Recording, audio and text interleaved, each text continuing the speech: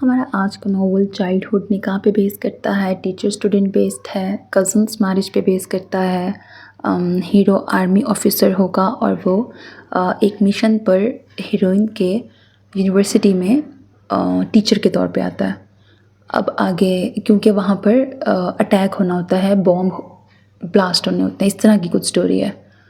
तो वो उस मिशन पे आता है कि उसने वो चीज़ रुकवानी होती है। अब आगे जो हीरोइन है वो यतीम होती है, उसके पेरेंट्स की बचपन में डेथ हो जाती है और वो अपने मामू के घर पे रहती है, जहाँ पे उसकी मामी वगैरह और उसकी बाकी कज़न्स उसके साथ अच्छा सलूक नहीं करती। अब आगे स्टोरी में किस तरह से ट्विस्ट एंड टर्न्स आएंगे। नॉवल की ऑफ कोर्स हैप्पी एंडिंग है, यकीनन आपको स्टोरी पसंद आएगी। चैनल को सब्सक्राइब करना, वीडियो को लाइक करना हरगिज़ ना भूलिएगा, because that's how you can encourage me and that's the only kind of support and encouragement which I want from all of you. Allah Hafiz.